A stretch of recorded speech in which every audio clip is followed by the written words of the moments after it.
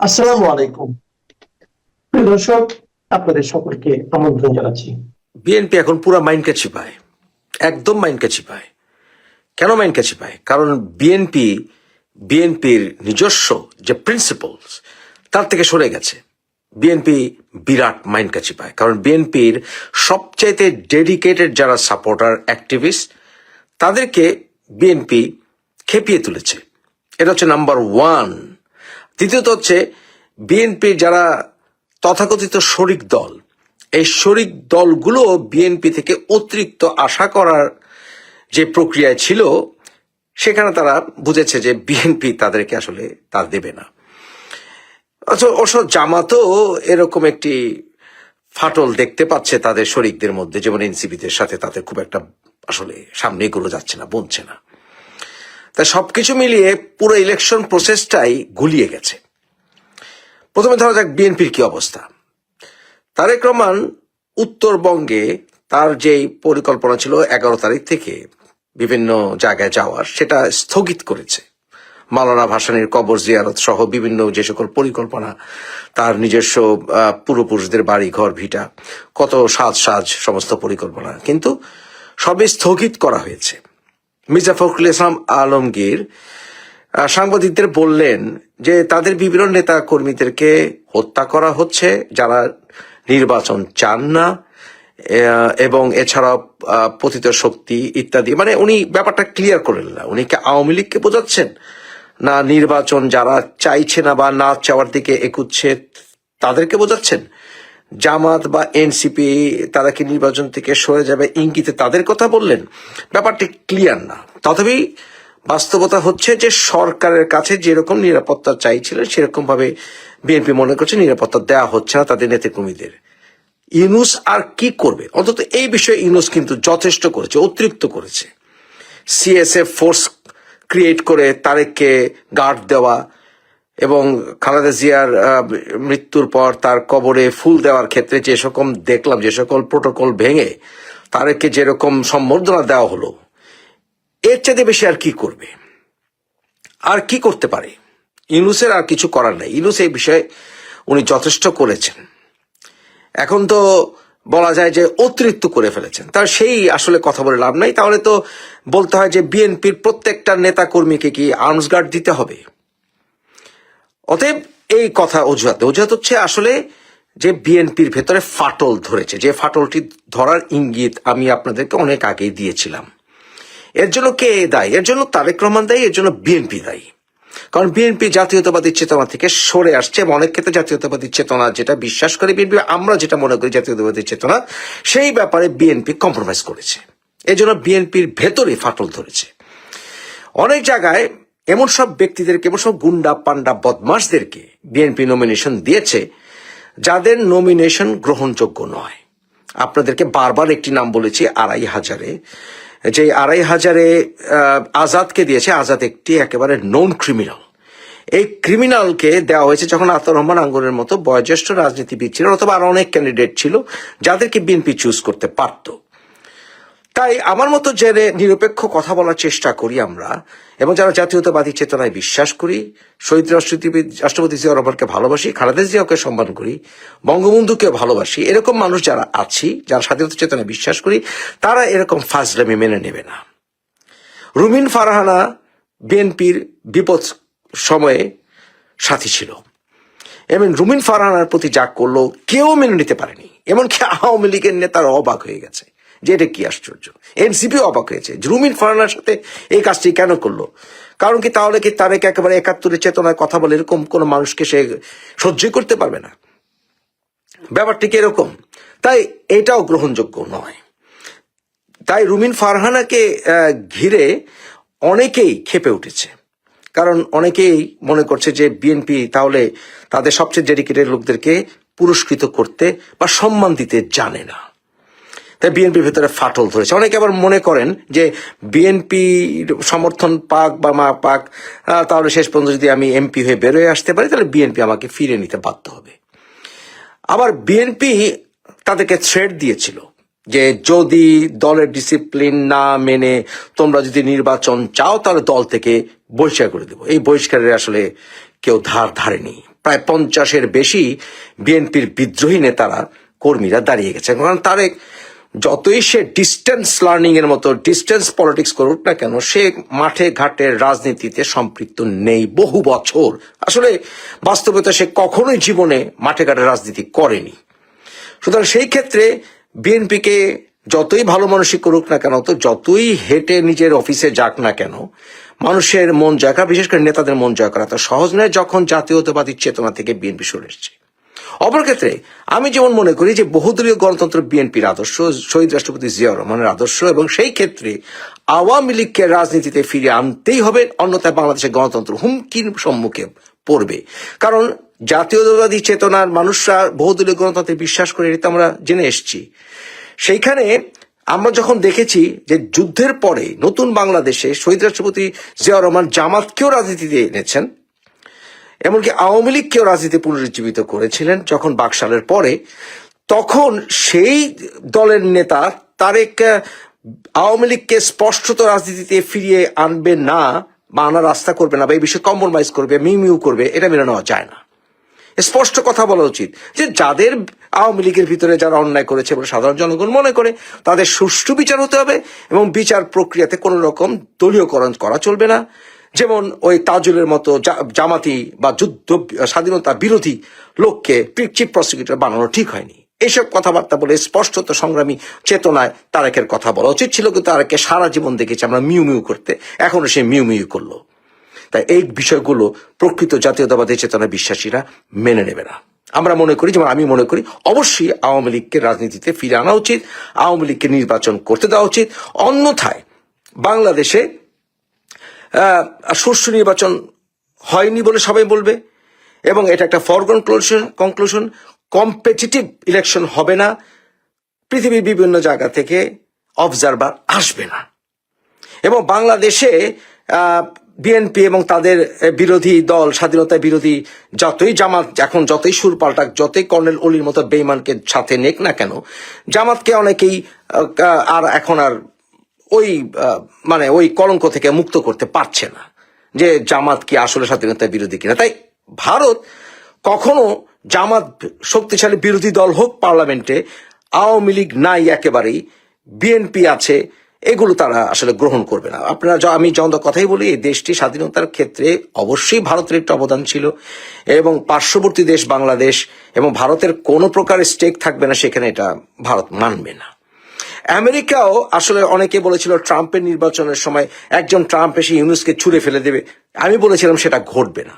American foreign policy change হয় না, বরঞ্চ ট্রাম্প আরো বেশি যুদ্ধবাজ নেতা হিসেবে আস্তে আস্তে উনি নিজেকে প্রকাশ করছেন, আন্তর্জাতিক আইনের উনি তোয়াক্কা করেন না। তাই ডেমোক্র্যাটের যতই পা চাটুক না কেন, ডক্টর ইউনুসের সঙ্গে যতই সখ্যতা থাকুক না কেন, ডেমোক্র্যাটকে ডোনাল্ড ট্রাম্প যতই ঘৃণা করুক না কেন, আলটিমেটলি ইউনুসকে তারা জোর করে সরিয়ে দেননি, দেবেনও না বলে আমি মনে করি। অতএব সব ক্ষেত্রেই বিএনপি বিফল, এবং সেই ক্ষেত্রে আরো অনেক ব্যাপার আছে। বিএনপি তার বিভিন্ন ক্যান্ডিডেট চুজের ক্ষেত্রে শুধুমাত্র গুন্ডা পান্ডাদেরকে শুধু অনেক ক্ষেত্রে বেছে নেয়নি, বেছে নিয়েছে যারা কিনা সরাসরি সংবিধান বিরুদ্ধ। বিএনপি তো সংবিধান বাতিল হয়ে যাক এটা চায়নি, বর্তমানে তো বিপ্লবী সরকারও না, সাংবিধানিক সরকারও না, ইন্টারিম গভর্নমেন্টও না, যে এই সরকারের আসলে ইলেকশন হোল্ড করার কোনো আসলে আইনি বৈধতাও নাই। বিপ্লবী সরকার হলে বুঝতাম যে সংবিধান স্থগিত হয়ে গেছে, বিপ্লবী সরকার, এখন জেনতেন একটা নির্বাচন করা যায়, দ্বৈত নাগরিকত্ব থাকলে কি আর না থাকলে কি, হু কেয়ার্স। কিন্তু তা তো নয়, তাহলে ধরি মাছ নাচি পনির করলে তো হয় না, এটা রাজনীতি নয়। এখন আমরা দেখতে পাচ্ছি যেমন মালেকের মতো, কায়সারের মতো দ্বৈত নাগরিক, যাদের নাগরিকত্ব ক্যান্সেলেশন কোনো প্রমাণ নেই, তাদেরকেও নমিনেশন দিয়ে বসে আছে জেনে শুনে, সংবিধান ভায়োলেট করে। তারেকের নিজের ব্যাপারও আমি 100% এখনো ক্লিয়ার হতে পারিনি। তাহলে সবকিছু মিলিয়ে এমন দ্বৈত নাগরিকত্বের বিষয়ে অনেক প্রবলেম আছে। আবার দেখলাম যে গণ অধিকারের ওই ভিপি নূর, সেও বলছে যে 40টা আসন চেয়েছিল তার শরিকরা, কিন্তু সেটা দেয়নি, মানে তাদের অসন্তুষ্টিও প্রকাশ পাচ্ছে। এবং এনসিপিতে তো ফাটল ধরেই গেছে। আমার যেটা মনে হয়, যেটা হলে বোধহয় মজাই হয়, সেটা হচ্ছে বিএনপির বিদ্রোহী যারা, তারা প্লাস পরিশোধিত আওয়ামী লীগের পরিশোধিত রাজনীতি যারা করেন, যারা সুষ্ঠু আওয়ামী লীগে বিশ্বাস করেন, বঙ্গবন্ধুকে ভালোবাসেন, এরকম লোকরা প্লাস বিদ্রোহী এনসিপিরা যারা জামাতের জোটের সঙ্গে যায়নি, তাদেরকে মিলে একটি সংগঠন করা যেতে পারে বা একটি দলীয় দল গঠন করা যেতে পারে ভবিষ্যতে, সেটা ভেবে দেখার দরকার আছে। তাই সবকিছু মিলে তারেক এরকম বর্মপরে রাজনীতি করবে, তার এত বড় থ্রেট, তার দলের তার বিরুদ্ধে এত বড় থ্রেট, তাহলে রাজনীতি হয় না। এ প্রধানমন্ত্রী হবে কিভাবে? বিভিন্ন দেশের যারা রাষ্ট্রদূত তারা এসে তারেকের সাথে দেখা করছে, জামাতের সাথেও দেখা করেছিল। দেখা করা অর্থ এই নয় যে তারেক রহমানকে বৈধতা দিয়েছে এবং তারা মেনে নিয়েছে যে তারেক ভবিষ্যৎ প্রধানমন্ত্রী। তারা আসছে সত্যিকার অর্থে তারেকের মনোভাব জানার জন্য, তারেকের পলিসি বোঝার জন্য এবং ইত্যাদি। এবং আজকে দেখলাম আবার বিএনপি নেতা দুলু উনি বললেন যে বিএনপি 250 সিট পেলেও সবাইকে নিয়ে সাথে নিয়ে রাজনীতি করবে, সব দলকে সাথে নিয়ে রাজনীতি করবে। মানে কি? আওয়ামী লীগ তো কথাটা স্পষ্ট করে বললে হয় যে আওয়ামী লীগও ইনক্লুডেড, আওয়ামী লীগকে আমরা রাজনীতি ফিরিয়ে আনবো। তাহলে বিএনপি কেন বলছে না যে আওয়ামী লীগ ইলেকশনে কোথায়? তাহলে বুঝতাম যে রাজনীতি হচ্ছে। একটা জিনিস ভুললে চলবে না, আমি শেখ হাসিনার বিগ ফ্যান নই, আমি শেখ হাসিনার দল করি না, কিন্তু আমি মনে করি যে আওয়ামী লীগের রাজনীতি করার অধিকারের জন্য আমি সংগ্রাম করতে পারি এবং এটার জন্য আমাকে আওয়ামী লীগ হওয়ার প্রয়োজন নাই। আমি আপনার মতকে অপছন্দ করতে পারি, কিন্তু আপনার মত প্রকাশের এবং রাজনীতি করার অধিকারের জন্য আমি সংগ্রাম করব, যদি না আপনি সন্ত্রাসী দল হন। আওয়ামী লীগ কোনো ফ্যাসিস্ট রাজনৈতিক আদর্শে বিশ্বাস করে না, যতই তারা কথা বলুক না কেন। অতএব সবকিছু মিলিয়ে একটা জগা খিচুড়ি অবস্থায় এখন চলছে। এটা বেশি দিন চললে নির্বাচন হবে না। এনসিপি, জামাত তারা যথেষ্ট বিরূপ মন নিয়ে এখন চলছে। তা আমি মনে করি শেষ পর্যন্ত বোধহয় আমার 1 বছর আগের সেই কথা বোধহয় ফলতে যাচ্ছে, বোধহয় ফেব্রুয়ারি নির্বাচনটা হবে না। কারণ এই পরিস্থিতিতে এরকম গন্ডগোলের ভিতরে নির্বাচন গ্রহণযোগ্য হবে না। এগুলো ঠিক করতে হবে, দরকার হলে 1-2 মাস পরে করেন নির্বাচন। কিন্তু এগুলি সবকিছু নিয়ে স্পষ্ট কথা বলেছে একজন নেতা, যে বিষয়ে টনি ব্লেয়ার একটা বই লিখেছিলেন, যে নেতাকে অনেক সময় মানুষ তাৎক্ষণিকভাবে ডিসলাইক করতে পারে, কিন্তু নেতাকে সেই রিস্ক নিতে হয় যে সাধারণ জনগণের অপছন্দনীয় কিছু কথা বলেও প্রিন্সিপালে থাকতে হয়। কারণ তারেকের উচিত বর্তমানে, যদি সত্যি সে জাতীয়তাবাদী চেতনায় বিশ্বাস করে, সত্যি সে জিয়ার আদর্শ হোল্ড করে থাকে, যে স্পষ্ট করে কথা বলা, যে কথাগুলি আমি বললাম, তাহলে বিএনপি আবার চাঙ্গা হবে, বাংলাদেশে প্রকৃত গণতন্ত্র ফিরে আসবে। কারণ শেখ হাসিনা চলে গেছেন এর অর্থ এই নয় আওয়ামী লীগ চলে গেছে। বর্তমানে ইরান কিন্তু তার প্রমাণ। ইরানে শাহ কিন্তু ভুল করেছিলেন, শাহ অতিরিক্ত লিবারালিজমের নামে এই কনজারভেটিভ ইরানে কিন্তু উনি শ্যাম্পেন টোস্ট করা শুরু করেছিলেন সেই প্রেসিডেন্ট জিমি কার্টারের সাথে। শেষ পর্যন্ত শাহের পতন হয়েছিল অতিরিক্ত ফাস্ট ফরওয়ার্ড যাওয়ার জন্য, ইরানকে একবার ওয়েস্ট বানিয়ে ফেলার জন্য। এবং এরপরে এই মোল্লারা এসছে, মোল্লারা এসে ইসলামের এবং মুসলিমদের সবচেয়ে বড় ক্ষতি করেছে, দেশকে সাফোকেটিং বানিয়েছে এবং সাফোকেটিং বানানোর ফলে সেই দেশে অসংখ্য মানুষ ইসলাম ধর্ম ত্যাগ করে দিয়েছে। এরকমটি আমরা নিশ্চয়ই চাই না। তাই সেই মোল্লাদেরকে কিন্তু উচ্ছেদ করার জন্য প্রো শাহ, অর্থাৎ যারা 1979 সালে যাদের পতন ঘটেছিল, তারা কিন্তু এই শাহের ছেলে রেজা পাহলভীর নেতৃত্বে আবার কিন্তু এখন এই মোল্লাদের পতন ঘটানোর পথে এগুচ্ছে। তাই আওয়ামী লীগ পতন হয়েছে এর অর্থ এই নয় যে গণতন্ত্র ঠিক মতো না ফেরার রাস্তা করলে তারেক আবার একটি বিপ্লবের মাধ্যমে আওয়ামী লীগ ফিরে আসবে না, এটা কিন্তু বলা যাবে না। ইরানের দিকে তাকালেই কিন্তু হয়। তাই তারেকের উচিত নিজের বাবার আদর্শ অনুসরণ করা, তাহলে বিএনপিও শক্তিশালী হবে, গণতন্ত্র ফিরে আসবে, অল ইনক্লুসিভ নির্বাচন হবে, দরকার হলে জেদ না করে কয়েক মাস পরে হোক না, অসুবিধা কোথায়? পর্দার দৃশ্যপটে দুটি নাম সারা দেশে পরিচিত মুখ, ওয়াকিবহাল মহল বা সচেতন মহল ছিলেন। একজন হচ্ছেন অর্থনীতিবিদ রেহমান সোবহান, আরেকজন হচ্ছেন মানবাধিকার কর্মী, সাবেক তত্ত্বাবধায়ক সরকারের সাবেক উপদেষ্টা সুলতানা কামাল।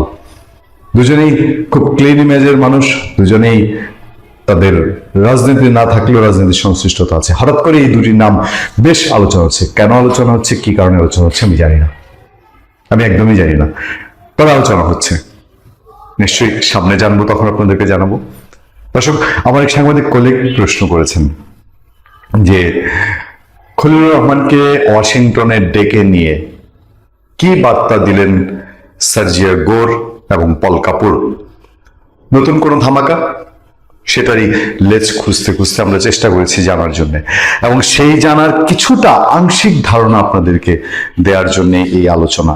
সেটা পুরোপুরি 100% ডক্টর মোহাম্মদ ইউনূসের ফেভারে, সেটা মনে করার বোধহয় খুব একটা কারণ নেই।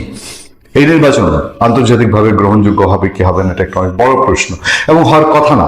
বাংলাদেশে একটা বড় জনগোষ্ঠীকে বাদ দিয়ে কোনো কোনো দেশকে হয়তো খুশি করা যেতে পারে, কিন্তু সম্পূর্ণভাবে সারা বিশ্ব মহলে এটা সমাদৃত নির্বাচন হওয়ার কথা না, কোনোভাবেই কথা না।